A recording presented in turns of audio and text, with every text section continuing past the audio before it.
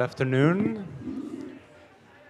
Good afternoon and welcome to the post-screening discussion of Mare's Nest. Please give a very warm applause to the director, Ben Rivers, the actress Moon Guo Barker, and the producer, Andrea Querot.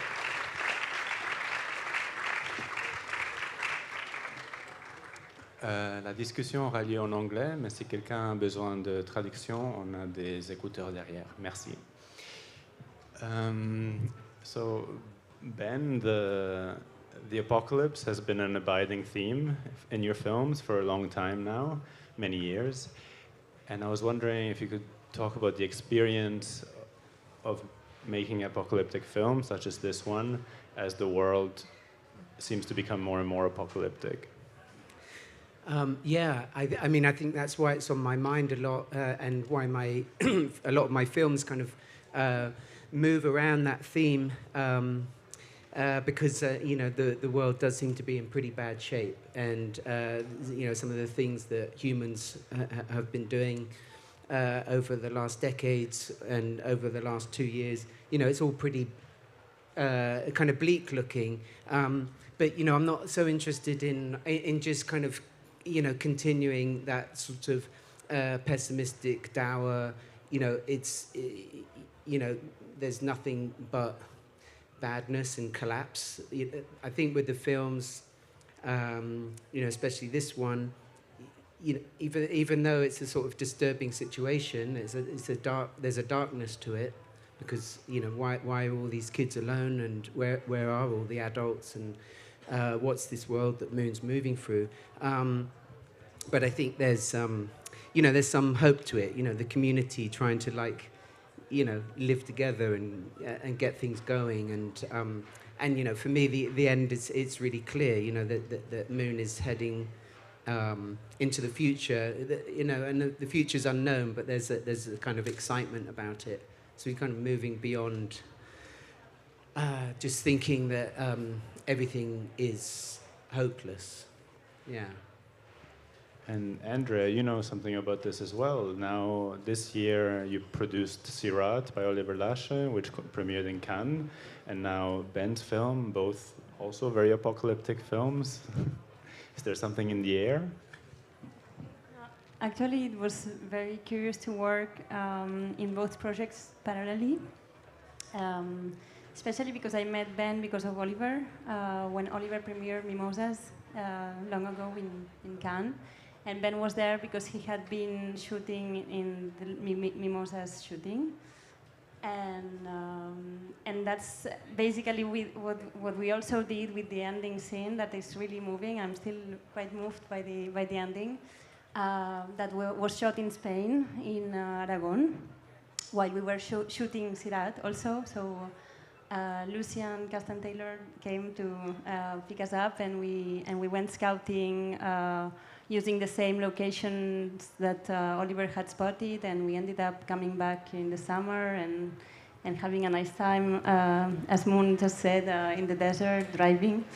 It's very curious to see how both films have this secret dialogue with the apocalypse, and especially Ben's film is so full of light. I mean, I have always thought that this film is of course, very Pasolinian and very, lightful, but also it's so close to Ben's energy, and an energy that is very close to kids' light and bright and hope, and I think this is in the film.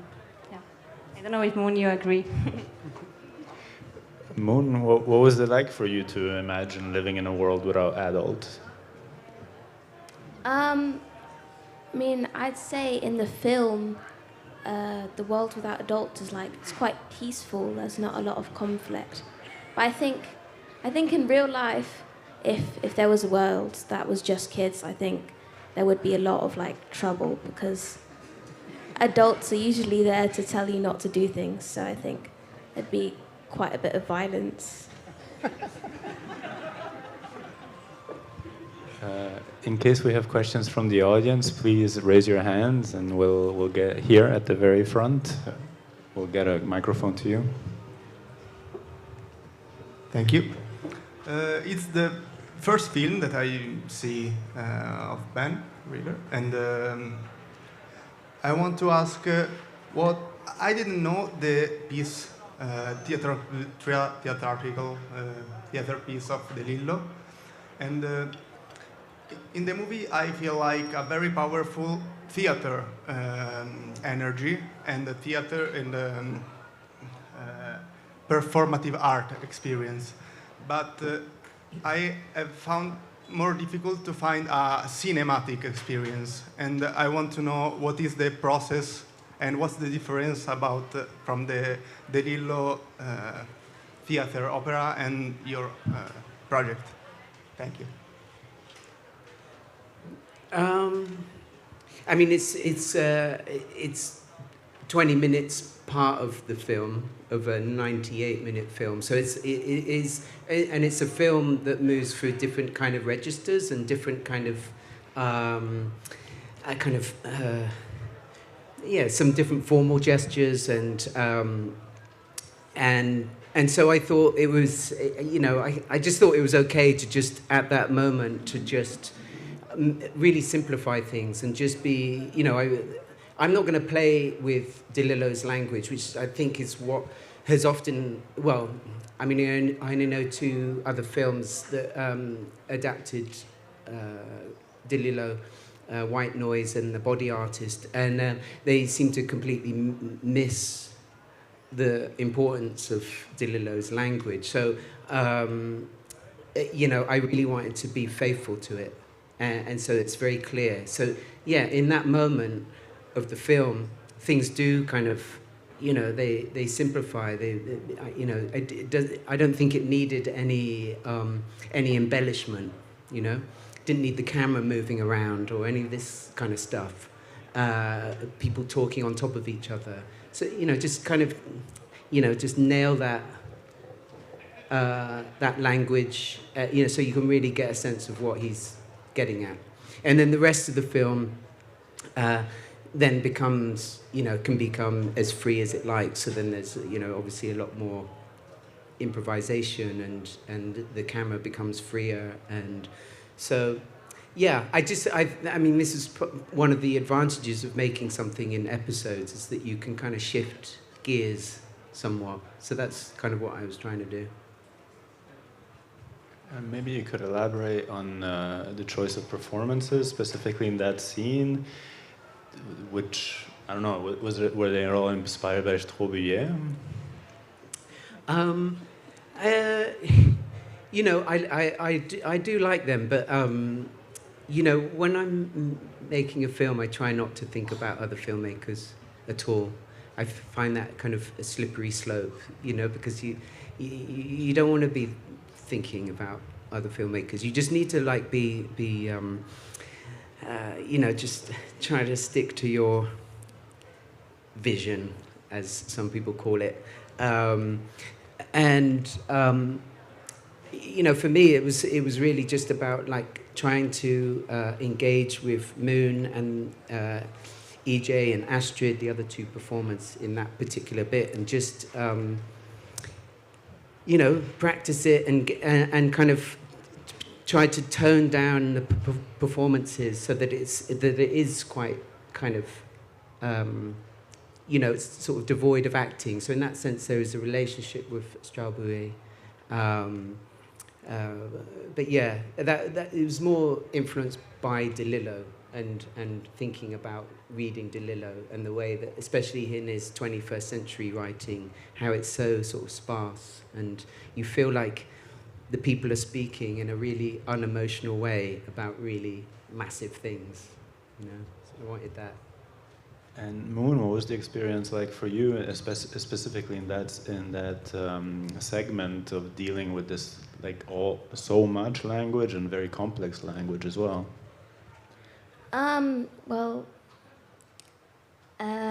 It was quite serious scene to do, and you had to keep a straight face. But it was quite funny. The minute that that we finished the take, we would just be playing games or something, and then the minute it starts again, you have to be serious. But yeah, there was a lot of like lines to learn, but we did have like a bit of kind of like guidance. We had some like machines that had our lines on it, but like I had already learned them beforehand, so they were just there for like an extra. Just for help, we used the auto cue, you know. Really, they'd all learnt the lines really well, so it was really just there as a kind of reminder. But it did kind of help. I think it helped sort of concentrate the look, you know. But yeah, they were in between takes, they were just bouncing around, and we had to try and, you know, remember which bit of straw was on them. And do we have further questions here at the very front? Raise your hand up high. Thank you for the wonderful movie. I have a question about the places where you filmed, and maybe it's connected to it. Like, how came Moon to be the protagonist? Because it's also your name, right? And not just the character's name. So I wondered how places and people came together. Mm-hmm. So the places were a lot of the film was shot in Menorca, and a lot of that was to do with a couple of friends, really. One curator, Garbiñe Ortega, who's a curator, she called me when she was inside that maze, the kind of labyrinth. She called me from there and said, "I've found a location that you need to film in. It's got your name on it," kind of thing. So I went to Menorca to look at it, and my other friend, Pep, who comes from Menorca, he just showed me around all these incredible locations, all on Menorca. And you know, the film was already partly written, but it sort of evolved partly around the landscapes as well, around these particular locations. You know, I think they really help inform the film that I want to make, and the same with the characters, with Moon. You know, when I was writing it, but it was very, you know, it was kind of dreamy and not really fixed in a way, like when I first started writing it. But when I asked Moon if she wanted to be in it, and she said yes, then that made it a lot easier to kind of write and imagine this film, because I mean, the film, yeah, of course she's playing somebody, but you're also yourself most of the time. I mean, maybe you smile more in real life than in the film. But it's pretty much, you know, it's got a lot of your energy and your intelligence and your, you know, I don't know, the way you move. It's natural to you. So, like, Moon is Moon, pretty much, just put in a different circumstance. Right? Yeah. Right. Do we have further here in the center? Hands up high, please. First the front and then the back. After that question, I would like to ask, how did you develop the story, or I could say a structure? I just sit in the countryside in a barn and try to imagine what the different scenes in the film, and yeah, like I say, I think driving around Menorca actually did help me kind of think about certain scenes, but some things are just kind of really in my mind. I don't know where they come from, really. Like the ending scene was very clear to me, and the beginning.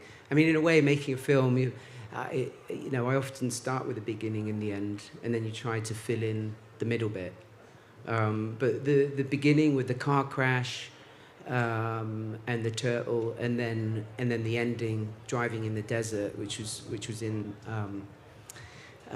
mainland Spain. These are sort of images that I really had kind of burnt into my brain, and I just needed to somehow achieve them. Yeah, I don't know. I don't write in a conventional way. It's not a conventional script of 98 minutes, 98 pages. It's descriptive passages, you know, some more,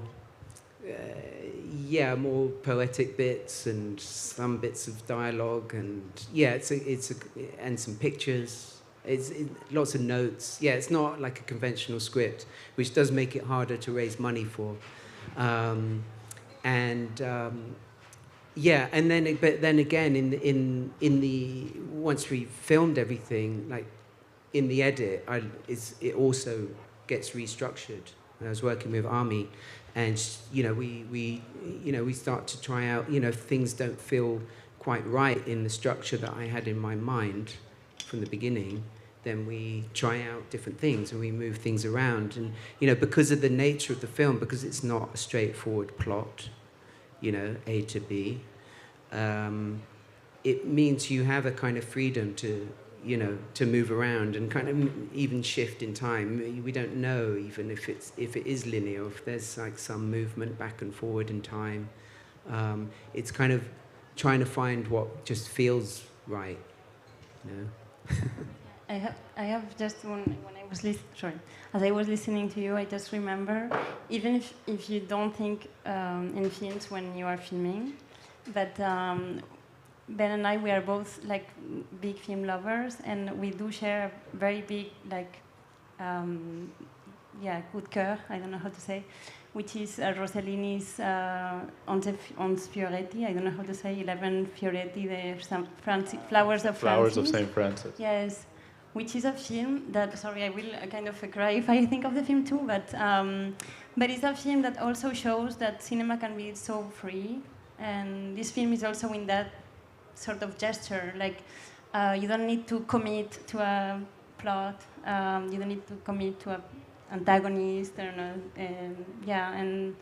and that was our purpose in the film, to keep this freedom as like the main guide of our energy, and and basically it's something that cinema is often, you know, going in another direction. So I just think it's very, I mean, it's always been in band cinema, but it's particularly strong in this film. I think we had a question in the center back, hand up high. Yeah. I wanted to ask about the scene where they're projecting a movie, or it seems like it. No, there's this contraption that comes out, and you hear kind of a reel going, and then it goes into the Minotaur like movie. Was the implication that the children made a movie, and does this like could maybe connect a little with what Moon was saying? With, you know, if there's no adults, maybe violence happens. And is it like, I don't know, maybe that's just me, but like it's always like the film is the way the community explains to itself what they would do with, you know, the issue of violence, or anything you could elaborate, because I was expecting you to come back to the contraption and the movie ends and the kids are watching, but no, it goes somewhere else, so I don't know what to make of it very much. I mean, it does go back to, there's a shot at the end of that scene with just Moon watching the screen, but maybe you missed that. I mean, but yeah, the idea is that they made a film, really, and that you know, it's also it's a personal kind of nod to using film as well. I feel like in the future, you know, people will be able to understand film. You know, it's quite straightforward. If you found a can of film, you could probably figure out what it was doing. You know, but if you find a hard drive, you know, it's just a box. It's useless. But you know, so it's a bit. I love using film, so. So yeah, I mean, you know, those sort of things. It's just a gesture. It doesn't really matter that much. But yeah, the idea was that they run the projector from a kind of dynamo, you know, with this crazy bike machine, so that their energy powers the projector. But you know, if that doesn't come across, it's fine. over there, and then in the middle in front. I'm here with my 17-year-old son. It's our first time at a film festival, and it's the first time we've ever seen a movie like this. And it was challenging for us to watch and interpret and so on. And so what I wanted to ask was, is there any advice you could give us so that we could better appreciate, better understand movies like this next time? Because for us it was challenging viewing. Thank you. Yeah, I mean, I think, you know, a lot of it is to do with, you know, it's almost like training. You know, because we've been trained to watch a certain kind of cinema with a certain kind of expectation of plot and maneuver of characters, and, you know, what happens on page 10, what happens on page 30. You know, I'm really happy that you were open enough to come and stay.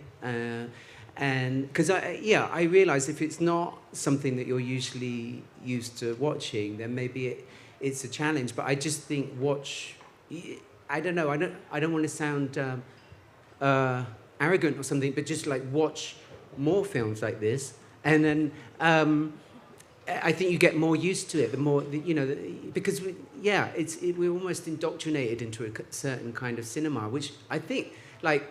My dad is a very unarty guy, and but back in the 70s, he was going to watch Antonioni, and you know, you watch L'Avventura. There's like nothing happening, really, like less than this. And he was going to see it with his mates on a Friday night, and it's just like how cinema and distribution has changed, and we need to like kind of fight against it. So. I think it's great that you're here, and you know, I recommend going to see a lot of other films in the competition, because I think there's some amazing filmmakers who are also going to be somewhat challenging. But I think after a while, you start to get then really, when you watch more cinema. Like mine. No, I mean, you start to get a little bit bored of the you know, traditional plotting, I think. I mean, I don't know. I may be overstepping the mark there, but I get a bit bored with plot-based narrative because it seems a bit predictable in the end.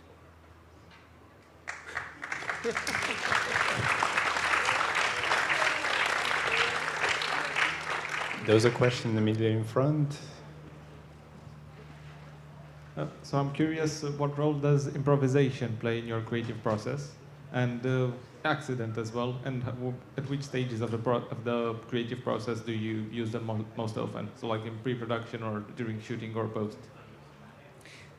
Yeah, I think it's mostly during the shooting, you know, because sometimes some scenes were in this film in particular, some scenes like the word for snow especially is very precise, so we needed to be pretty precise with that. Part of the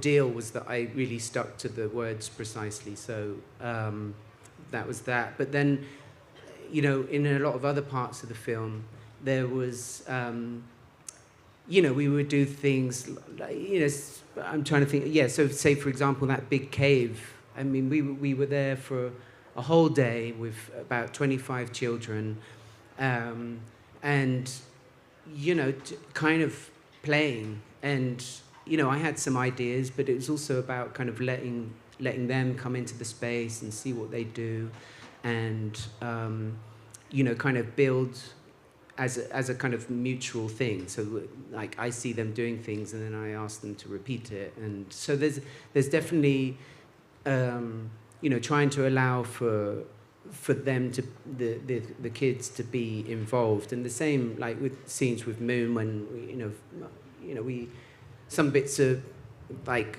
maybe very clear, like go from here to there, but then a lot of the time it's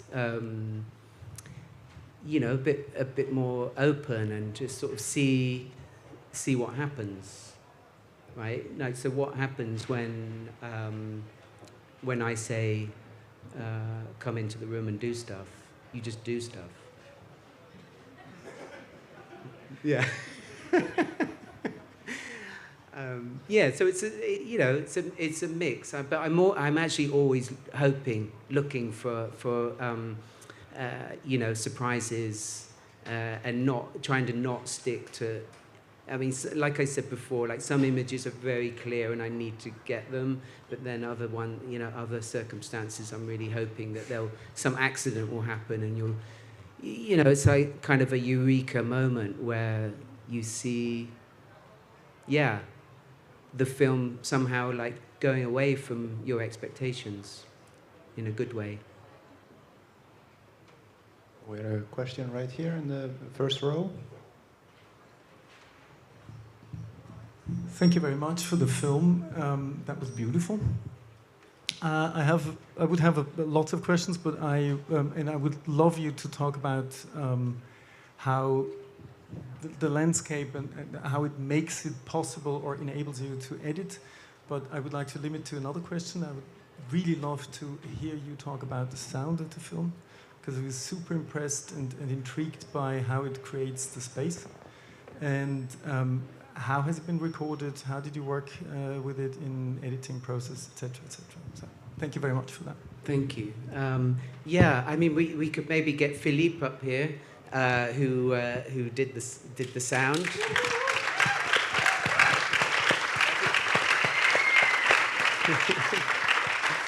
Thank you very much. Yeah.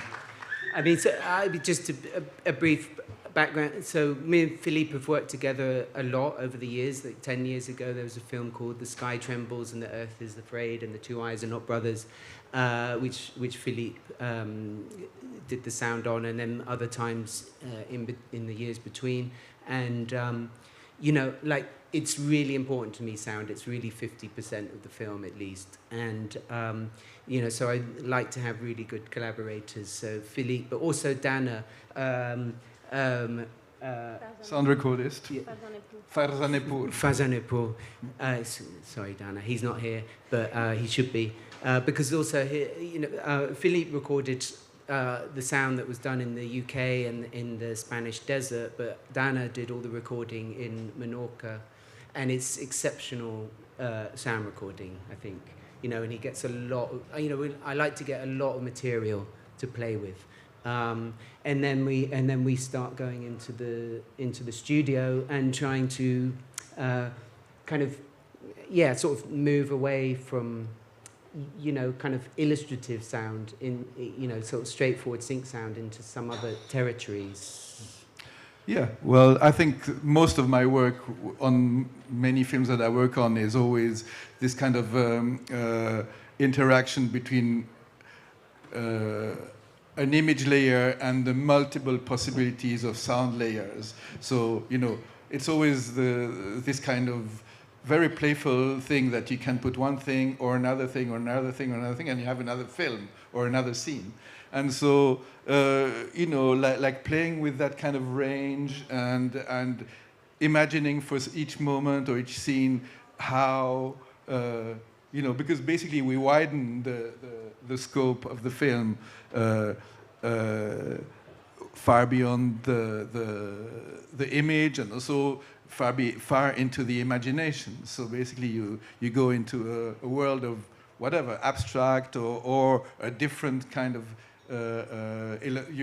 illustrative sound world, which is not in the image world, and we spend our time in interaction. I mean, it's a big interaction discussion. Ben has a lot of inputs as well in the sound. I'm not doing the thing on my own. It's just like really trying, error, readjusting, but for me the whole thing is about opening as wide as possible into various ways, and then coming back, because it's always like this this thing of going into somewhere and then hitting back, grounding back into something very more normal, basically. I'm afraid this is all the time we have for today. So thank you so much for the film and the discussion, and thank you all for coming.